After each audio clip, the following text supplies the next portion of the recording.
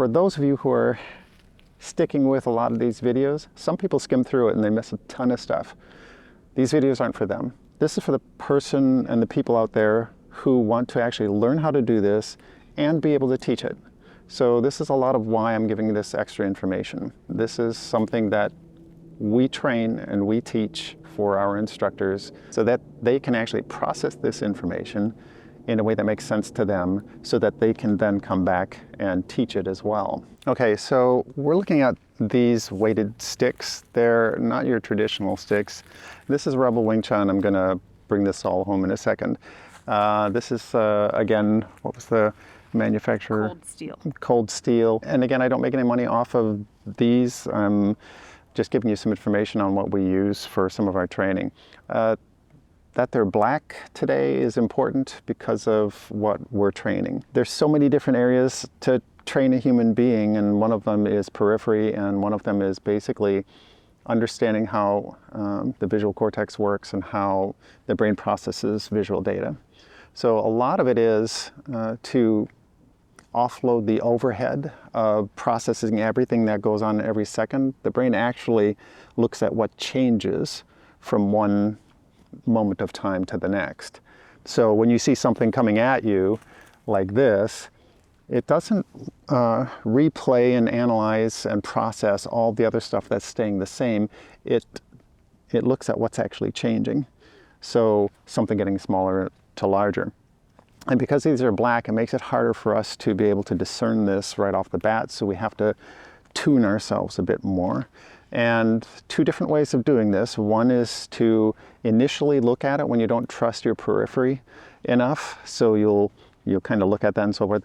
But that can fool you. So what we tend to do generally for Rebel Wing Chun and Core JKD in general is we train our peripheral mechanism high so that a lot of the times we're not even looking at punches coming in and things like that. We don't want that overhead of an emotional context or anything else. We want to look at what is occurring in the moment that is a threat that is getting larger in the scene, that sort of thing. Our brains can process through our peripheral understanding, and because of the curvature of how our eyeballs work and the retina, how it picks up things on the periphery faster than straight on. We train that to higher levels so that we can trust it and rely on it. Because these are coming at your face, they're darker, they're harder to pick up on, we don't go fast. Initially, you just want to go really slow. You want to get a person used to seeing this come in, and they're going to go like this. All the attacks, all of these things can start out here, but they're all coming in towards center because that's all attacks in life. Everything on the periphery comes into center to attack center line. You know, they want to get to the brain, the spinal column, that sort of thing. Everything along the center line is an attack. We don't start throwing punches out here. There, it makes no sense, right? But in some cases, people train that way. So we want to make sure that if you're doing these and you're coming from a wide angle first, that it is pointed and coming back to center line. If I'm coming through here, straight on, these are sometimes the more difficult ones, the more challenging ones that come at you like that. So all points come to a center. So when she's doing that, all I'm going to do, we're going to do a simple Bong Sao right now. We will do a few other ones as well. But as it comes in like that, I'm just going to allow this to roll over. This is a passing Bong Sao. It's different than the traditional standard Bong Sao where I have energy pushing back into the person. As punches come in, we allow this movement. Now I have a second one coming in. So I'm picking this up in my periphery. I'm not looking directly at the sticks, and that's what I want you to do, or eventually learn to trust to do, because you're going to be more accurate and you're going to be faster on your responses when you're not paying attention to this is a stick or the person behind it and things like that. We want the lowest overhead possible, and that means motion. And that's what we're looking at. So when she comes in like that, I'm going to go Tan Sao because that was the most efficient at that particular time. I could have gone from here, and I could have gone pulling this out again and done another Bong Sao and just going a double like that. So I can simply go here, Bong Sao, like that, and just doing that as a flow. But I can also go here, and all of a sudden I want to change angles now. I'm getting a little bit more into the traditional base for those of you who understand Wing Chun in general.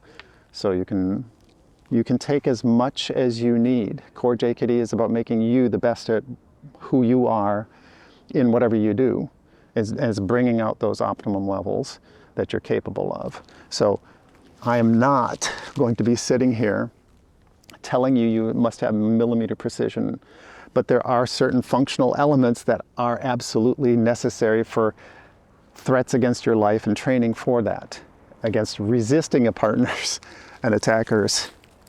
So now you can see what I'm doing is different. So I can stay out here and just change my position. Or I can go like this. As this is coming in, I'm changing and advancing. I'm starting to come in. My goal is not to come in and actually affect the person who's doing this right now. That's not the training.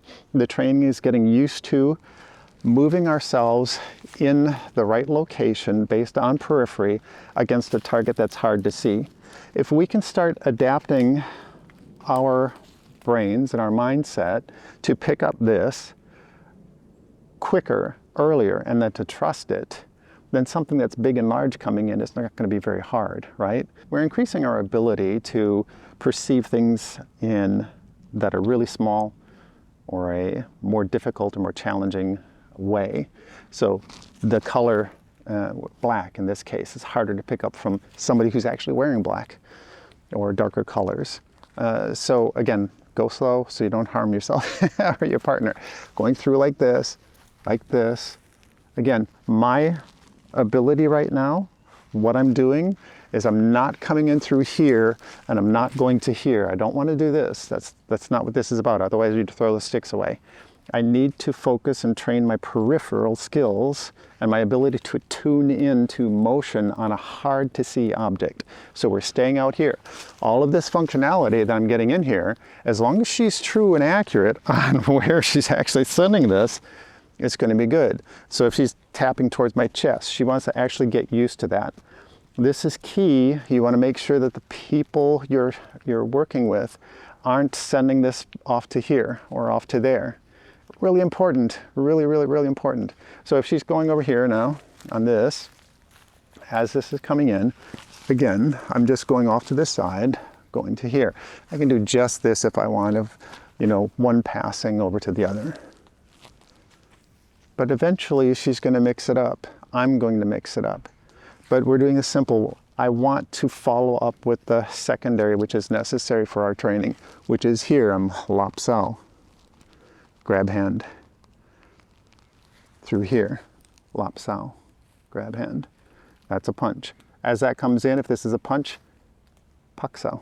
So that Pak can turn into a Lop. So if that's coming back straight to me, and I'm already out there, pocket to the side, I can lop it and bring it in here. Now I have to deal with that one. I'll release and then go back into a flow. There are so many ways to do this. We look at over my shoulder for a second. So again, just to the simple Bong Sao passing one, so you understand. Like that. And that's all. I may go back to that one. So off this lop. Yeah, it's my arm's getting tired too. it is. Okay. So because these are heavy, her maintaining this at a slow rate trains her shoulders and trains the wrists and the forearms. And so when you see the variability increase, that might be because the person is fatigued. We've been doing this work before, so that they have a reason to have their arms fatigued. So, and again, when you get these are heavier. So this training is good. If they're not coming in accurately, it's because she's just working off of fatigued arms at this moment. I can simply just go right to the Lap Sao, right off the top. These typically go into wrist locks and things like that, but off of this line, I have to have this secondary motion in here. So this is always what we're looking at. We're looking at that type of motion. It doesn't get lost on us. I can't sit there and go like this and leave this all exposed, because that's coming in. And I am not looking at the stick, not in any one of these. I'm looking at the peripheral motion I'm looking to the outside of it. I'm letting this blur some. And then I'm reacting according to how my body perceives this through my visual cortex and having to deal with that. Now I'll change that. I'll just go into Lopsaw mode. Lopsaw, Lopsaw. And these can be strikes off the end of them. So they can be the Lopsaw to a eye jab or Biu-ji. So Bong-sao. This is a throat shot. So when we're looking at that, it's normally straight up. It's nice and loose, targeted right underneath the jawline. So it's an opportunity opener, that's all. Start off slow, start off simply, but you can apply this to Lopsaw, Pak-sao, Pak-sao forward, all these other things. The entire gamut of the Wing Chun, including some of the groundwork or the footwork, and which we might do later. Thank you for watching. For those of you who are really interested in learning, I really do appreciate you taking the time out of your day to study this. Thank you.